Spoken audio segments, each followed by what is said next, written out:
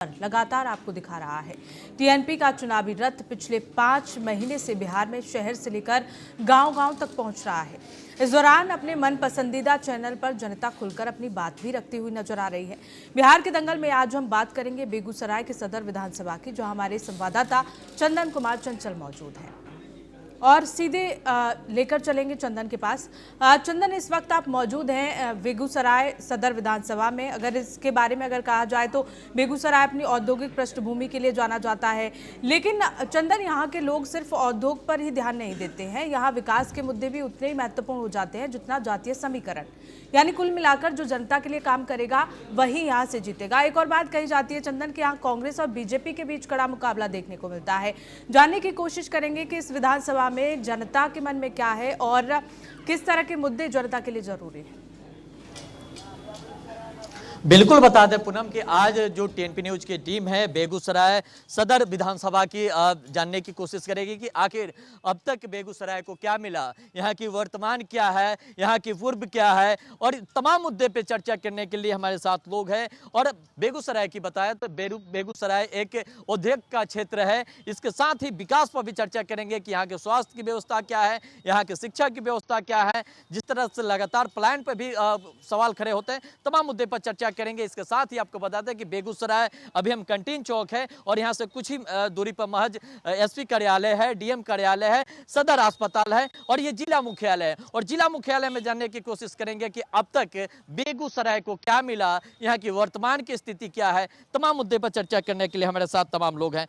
Madam, ये बताइए कि बेगूसराय की बात किया जाए, बेगूसराय को क्या मिला, यहाँ की वर्तमान स्थिति को जाना जाए, अब तक कितना विकास हो पाया, बेगूसराय को जो होना चाहिए कितना मिल पाया।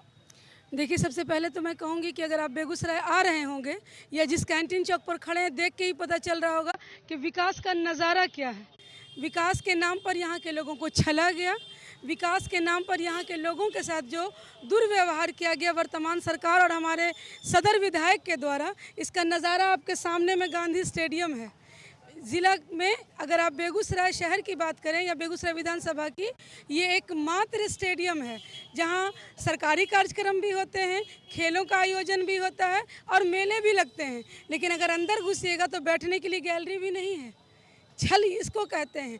छल कहते हैं कि बेगूसराय के बच्चे लगातार छात्र छात्रा मांग करते रहे, यहाँ के बुद्धिजीवियों ने मांग की कि हमारा अधिकार है कि हमारे लिए एक दिनकर विश्वविद्यालय की स्थापना हो। बेगूसराय के माननीय विधायक महोदय ने यहाँ के लोगों के लिए विश्वविद्यालय की मांग तक नहीं उठाई।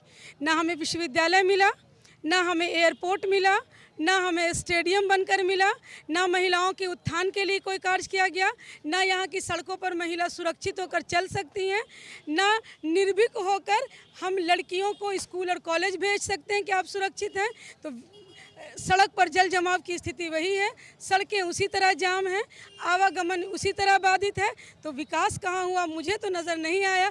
बाकी अगर आप आए हैं तो आपको नज़र आया, तो आप मुझे बताइए कि विकास कहाँ हुआ, एक बार मैं भी उसकी दर्शन कर लूँ। अभी और भी लोग हैं, उनसे बात करें कितना विकास हो पाया, क्या स्थिति है बेगूसराय की। विकास तो आशातीत हुई है, विकास में कोई कमी नहीं है, लेकिन सेफ्टी, क्वालिटी और जो होना चाहिए, सच में कहता हूँ विकास की कोई कमी नहीं है। आम आदमी तक वो विकास जो है वो पहुंचा नहीं है। यही है दुखद स्थिति। यह है जो विकास जो हो रहा है वो विकास में आम आदमी की भागीदारी ज़्यादा से ज़्यादा होना चाहिए था। कहा जाता है कि बेगूसराय में जल जमाव की स्थिति जो है बनी रहती है। जब बारिश होता है तो शहर में पानी पानी हो जाता है। यहाँ के सदर अस्पताल है उसमें पानी घुस जाता है, यहाँ तक कि डीएमएसपी के आवास में भी पानी घुस जाता है। हम कह रहे हैं सर, क्वालिटी की कमी है, गुणवत्ता की कमी है, चाहे शिक्षा हो या स्वास्थ्य हो। सुधार तो बहुत हुआ है। पहले जो है रुई डिटॉल तक उपलब्ध नहीं रहता था, आज सब कुछ है, सब कुछ उपलब्ध है। गड्ढा रहता था सड़क में, हम सच्चाई बता रहे हैं, हम लोग बहुत दिन से हैं। बिजली था, बिजली पर कभी तार सुखाए जाते, तार कपड़े सुखाए जाते थे, आज हर घर को बिजली मिल रहा है, सच्चाई बात है। लेकिन आम आदमी को जो है महंगाई मार रहा है, महंगाई की वजह से आम आदमी थोड़ा तरसता है।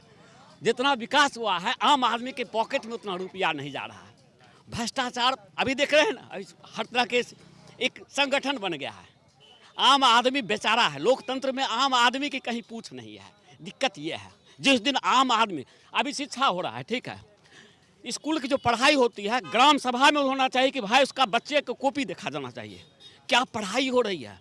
वो बना करके कोई जो है सर्विस बुक पर ऑफिसर लिख देंगे कि बहुत अच्छा टीचिंग हो रहा है, तो नहीं हो रहा है। अस्पताल में उसके मरीज को जो है, मरीज के जो है वो जो आता है डॉक्टर का जो पुर्जा होता है वो पुर्जा को देखा जाए, किस तरह से डॉक्टर बिहेव करते हैं। तो ये चीज़ होना चाहिए। सुधार हो रहा है, प्रयास हो रहा है, हम लोग को ज़्यादा से ज़्यादा प्रयास करना क्या चाहिए। लग रहा है कि आने वाले चुनाव में यही सरकार चाहिए कि बदलाव आप लोग चाहते आम आदमी जब तक नहीं ईमानदार होगा, भ्रष्टाचार के प्रति आम आदमी में जब तक नाराजगी नहीं होगी, दबंगई अति को निर्भीक नहीं होगा, निर्भीक होकर लोग बोल नहीं पाएगा। अभी क्या है, जो पीड़ित है अपना समझ रहा है। हैं? नीतीश कुमार कहते हैं कि सुशासन की सरकार है, कोई करप्शन नहीं है, आप कह रहे हैं कि आम आदमी बोल नहीं पाता है। नहीं सर वो तो बोलते हैं, अब सुशासन को तो एक आदमी से नहीं होगा, अकेला चना भार नहीं फोड़ता। जब तक सारे आदमी मिलकर प्रयास नहीं करेंगे, सभी मजहब वाले जाति में मजहब में बट करके नहीं हो करके विकास के लिए हम सबको प्रयास करना चाहिए। हम नेता पर विश्वास नहीं करें, आम आदमी अपने समाज के लिए समाज सेवी बने, सामाजिक सरोकार से मतलब रखे। ये हम व्यक्तिगत नहीं मामला है, हम संघर्ष किए हैं, हम देखे हैं, हम दुखद स्थिति को उठाए हैं, हम उठाते हैं। आप देखिएगा, हम कैंसर पीड़ित लोगों के लिए जाते हैं, अंचल कार्यालय बीडीओ के साहब के साथ बहस करते हैं और को वहाँ जाकर के उनके साथ नाराज छोटे जो वैसे लोग हैं जो कि विधवा है, गरीब है, वैसे लोगों का जी। आते हैं आपके पास भी और बहुत सारे लोग हैं। बेगूसराय की बात करें, उद्योग का क्षेत्र है, उद्योग का नगरी भी कहा जाता है। क्या मिला बेगूसराय को अब तक? बेगूसराय को कुछ नहीं मिला और यहाँ तक कि जो भी बेगूसराय के अंदर था उसको छीनने की कोशिश की गई।